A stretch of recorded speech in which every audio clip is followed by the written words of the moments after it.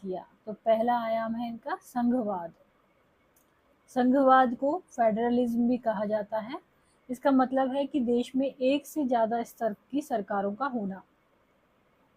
हमारे देश में राज्य स्तर पर भी सरकारें हैं और केंद्रीय स्तर पर भी, जैसे कि सेंटर में है, और एक राज्य स्तर पर जैसे कि हरियाणा, राजस्थान, मध्य प्रदेश, सबकी अलग अलग सरकारें, राज्य सरकारें। पंचायती राज्य व्यवस्था शासन का तीसरा स्तर है। तो 3 स्तर हो गए। कक्षा 7 की किताब में आपने राज्य सरकार के कामकाज को देखा था। इस साल हम केंद्र सरकार के बारे में ज़्यादा पढ़ेंगे। तो यही फेडरलिज्म है कि इतने स्तर पर, एक से ज़्यादा स्तर पर सरकार का होना।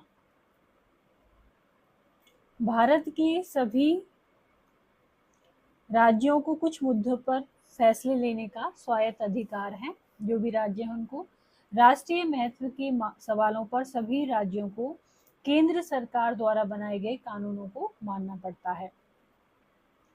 यदि हम राष्ट्रीय महत्व की बात करें तो उसमें फिर केंद्र सरकार के कानून काम आते हैं। कार्य क्षेत्र की स्पष्टता के लिए संविधान में कुछ सूचियां दी गई हैं।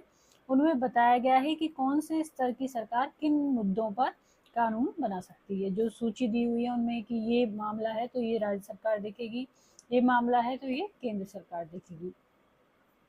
इसके साथ संविधान यह भी तय करता है कि प्रत्येक स्तर की सरकार अपने कार्यों के लिए पैसे का इंतजाम कहाँ से कर सकती है।